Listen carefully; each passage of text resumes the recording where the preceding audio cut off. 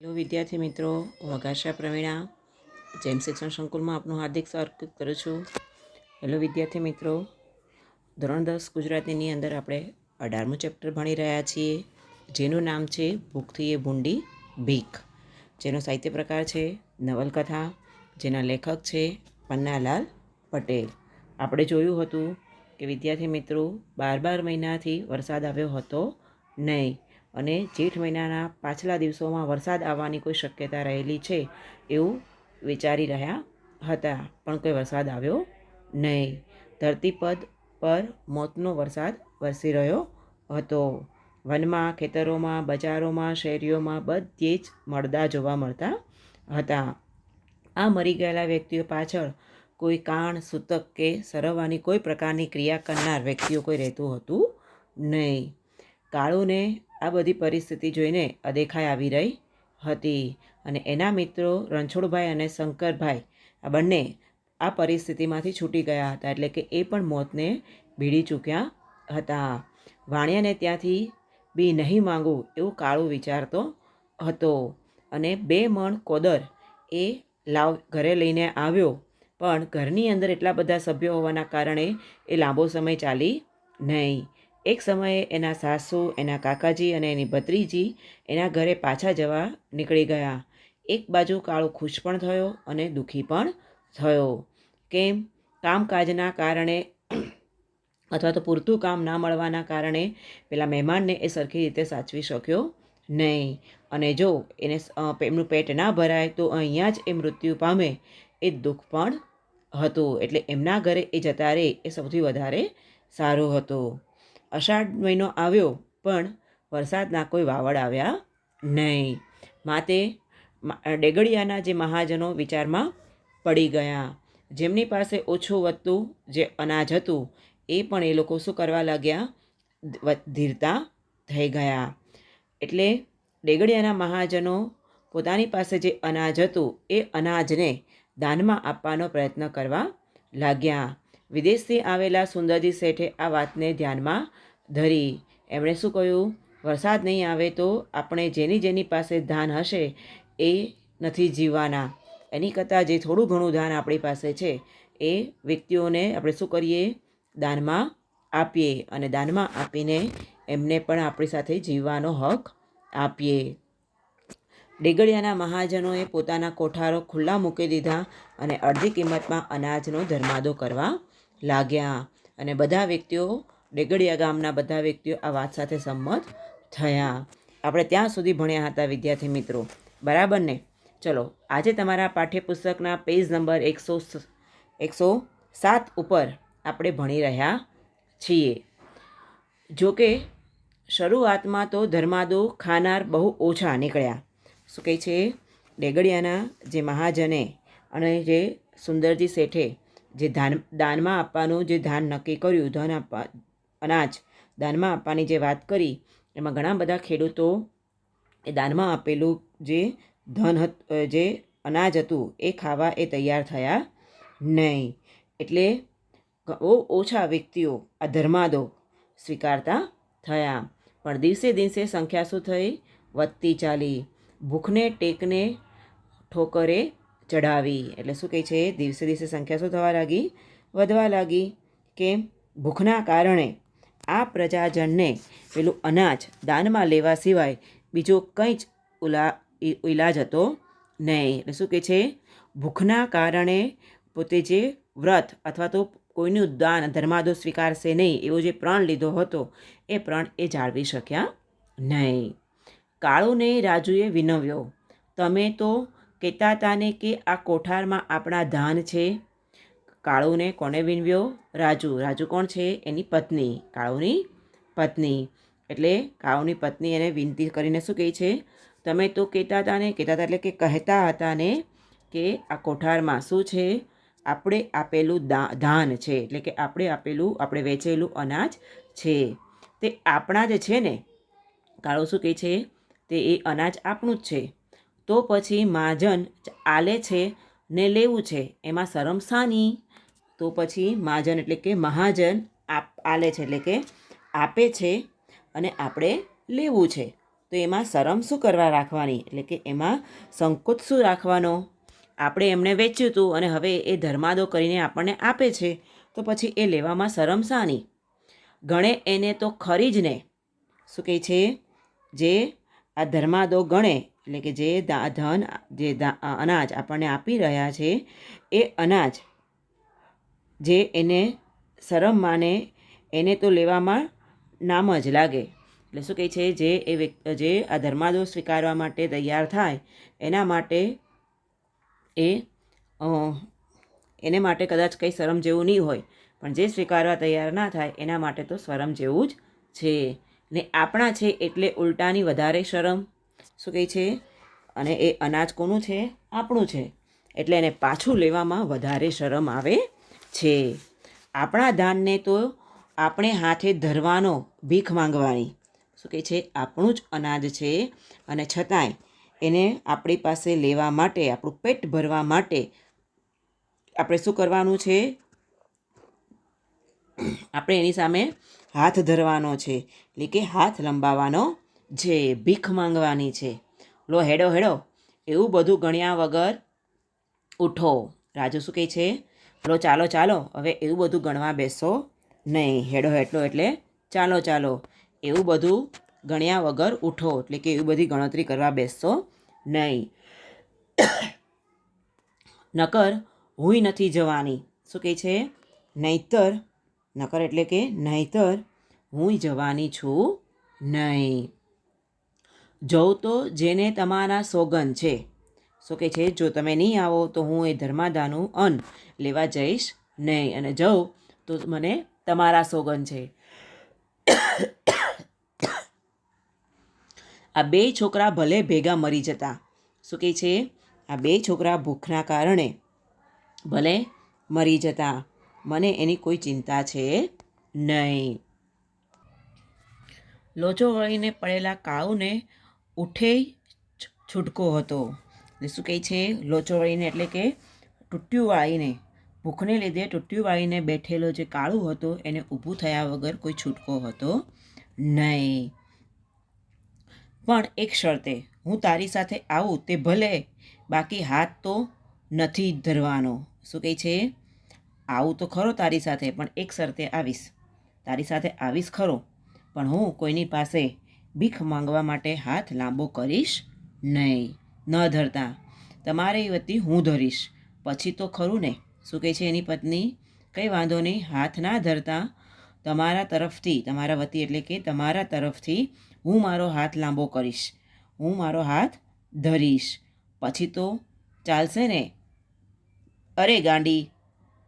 કાળુની ઊંડી ઉતરી ગયેલી આંખોમાં બહાર નીકળી આવેલા જડબાના પેલા હાડકા ઉપર હાસ્ય જેવું કાંઈ ફરકી રહ્યું. શું કહે છે, અરે ગાંડી એટલે કે એ ખુશ થઈ ગયો કે મારે ફક્ત એની સાથે જવાનું છે, મારે કોઈ ધાન અનાજમાં ધર્માદો લેવાનો છે નહીં. એટલે ભૂખના કારણે એનું જે શરીર હતું એ સુકાઈ ગયું હતું અને એની આંખો બહાર નીકળી ગઈ હતી, અને જડબા ઉપર પણ શું થયું હતું, હાડકાં દેખાવા લાગ્યા હતા.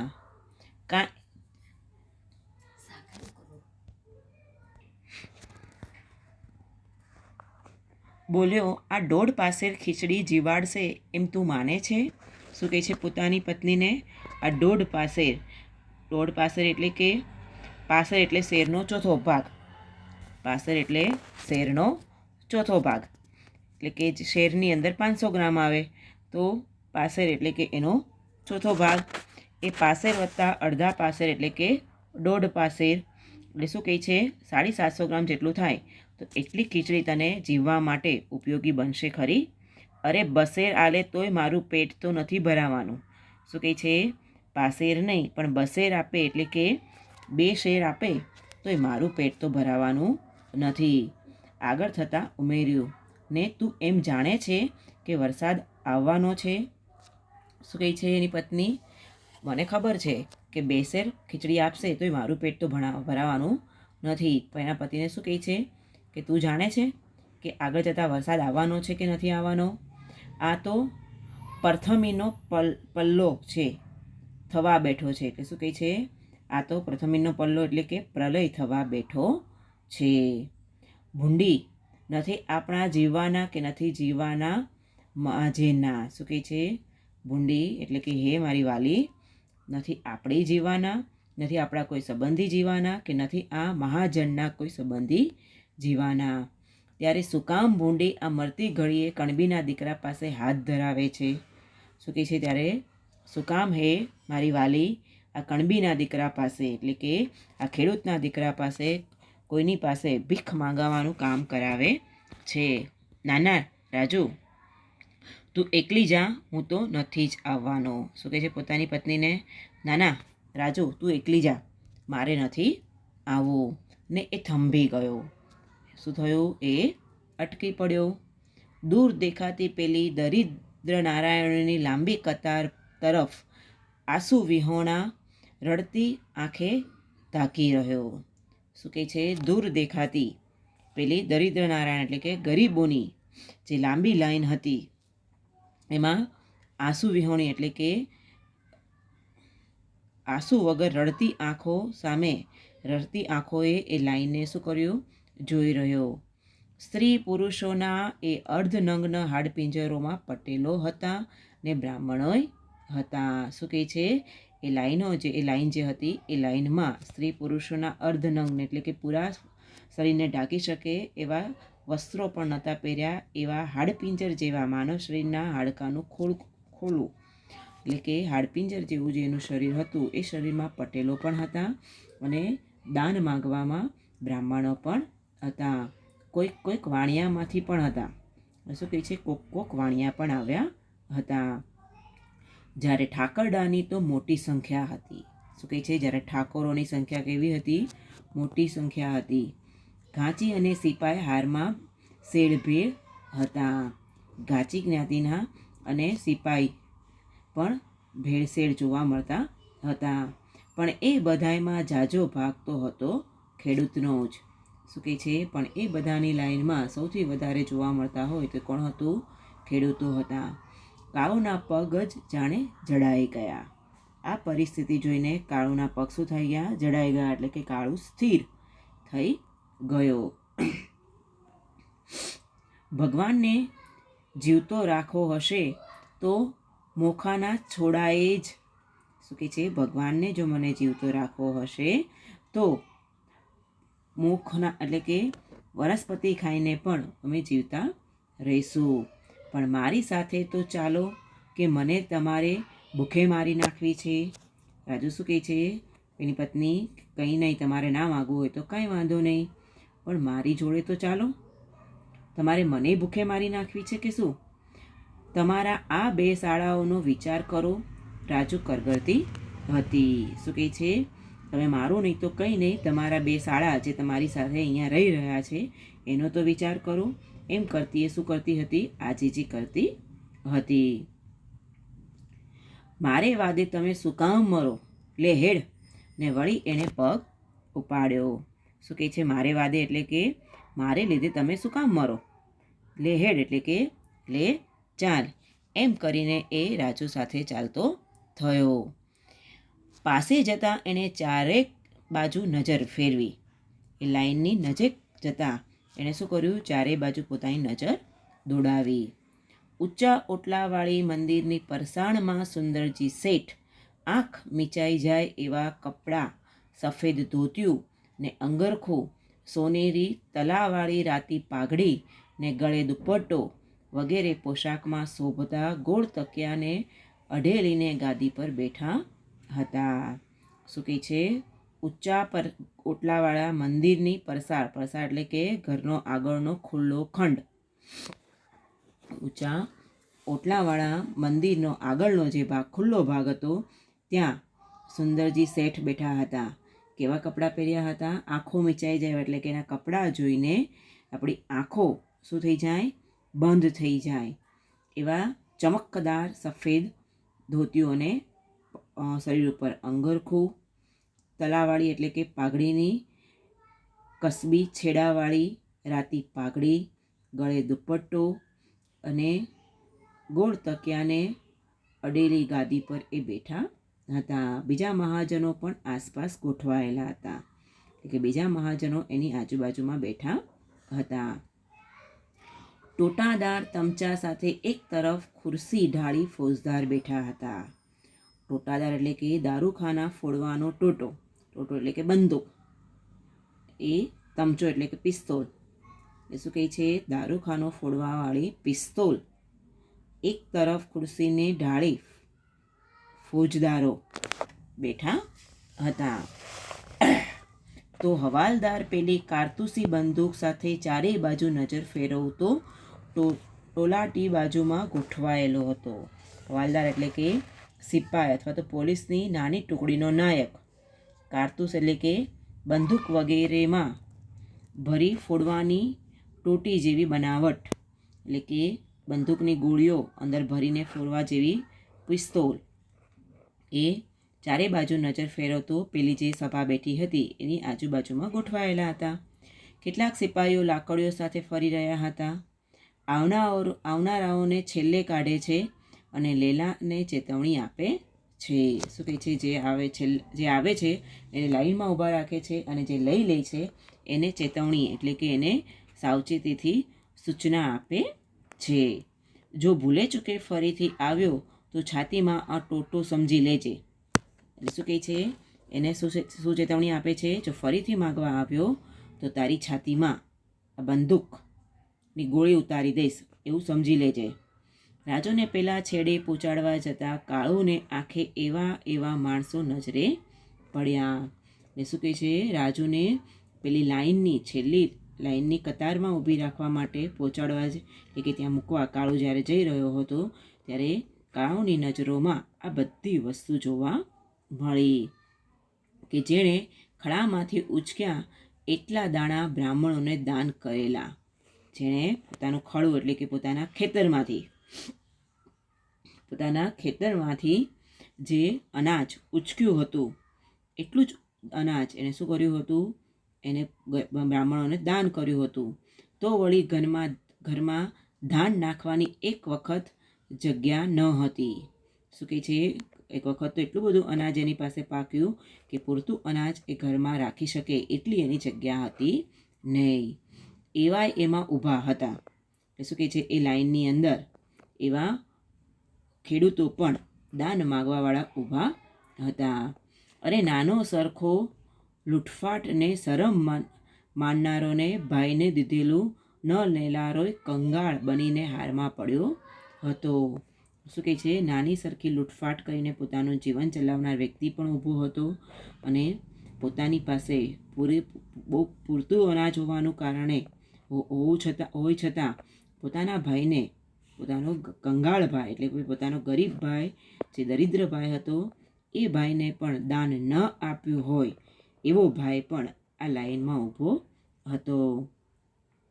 અરે ભૂખ જ ભૂંડી છે નહીં? શું કહે છે કાળું? અરે ભૂખ જ ભૂંડી છે. અરે ભૂખના કારણે જ આપણે આ બધું કરવા બેસીએ છીએ. નહીં એટલે કે નહીં. નક્કર વળી કાળુની આંખો ભીની થઈ આવી. નક્કર વળી એટલે કે નહીતર વળી. આમ કંઈ થોડી આપણે ભીખ માંગવા આવી જઈએ. એટલે કે આંખમાં આંસુ આવી ગયા. જ્યારે વિચાર તો અનેક ઉઠતા હતા. એટલે આવું બધા વિચારો એના મનમાં અનેક ઊભા થતા હતા. જેના ધણી આગળ દુનિયા આખી ભલભલા રાજા મહારાજાને શેઠિયાઓ હાથ ધરતા આવતા એના જ ધણીને આજે હાથ ધરવાનો છે. શું કહે છે? જેના ધણી એટલે કે જેના સ્વામીની આગળ દુનિયાની આખી ભલભલી પ્રજા, રાજા મહારાજા શેઠિયાઓ હાથ લંબાવતા હતા એવા વ્યક્તિઓને આજે શું કરવું પડે છે?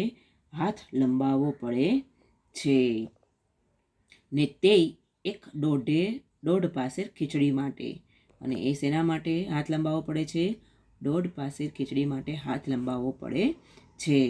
ધીક પડ્યો એ અવતાર ને ધીક પડ્યું એ જીવોય. શું કર્યું કે છે? ધીક પડ્યો એ અવતાર. ધીક પડ્યો એટલે કે ધિક્કાર છે. ધીક એટલે ધિક્કાર છે એ અવતારને અને ધિક્કાર છે આ જીવનને કે જેણે જે ખેડૂતોની સામે પેલા રાજા મહારાજાઓ શેઠિયાઓને અનાજ માટે હાથ લંબાવવો પડતો હતો એ ખેડૂતોને આજે એ શેઠિયાઓ પાસે શું કરવું પડે છે? હાથ લંબાવવો પડે છે.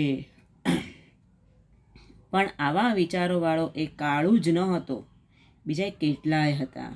શું કહે છે? આવું વિચારવાવાળા ફક્ત કાળુ એક નહોતો, બીજા કેટલાય ખેડૂતો એવા હતા કે જે આવું વિચારતા હતા, જે અહીંયા ડોકાયા ન હતા, જે અહીંયા શું કરવા આવ્યા ન હતા, જે અહીંયા પાછા વળીને જોવા માટે આવ્યા પણ હતા નહીં, કે અનાજ માગવા માટે આવ્યા હતા નહીં.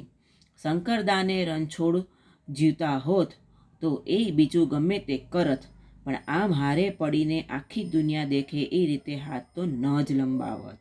શું કહે છે? પોતાનો મિત્ર શંકરદા એટલે કે શંકરભાઈ અને જો રણછોડભાઈ જો જીવતા હોત તો એ બીજું ગમે તે કરત, ભૂખ્યા રેત, ગમે તે ખાઈ લેત, ગમે તે કરત, પણ અહીંયા આખી દુનિયા જોવે એ રીતે પોતે ભીખ માંગવા માટે હાથ ક્યારેય લંબાવત નહીં. કાળુ અને રાજુ રાજુને મૂકવા માટે કાળુ ત્યાં આવી તો જાય છે, પણ એનું મન વિચારોના વિમર્શનમાં પડી જાય છે. એ રાજુ સાથે એ ધર્માદાનું ધાન લેવા માટે જાય છે કે નથી જતો, એના દીકરાઓના પેટ ભરવાનું એ વિચારે છે કે નથી વિચારતો, કે પછી પોતાની કણબીનો જે મોભો છે એ મોભાને પકડીને જ બેસી રહે છે.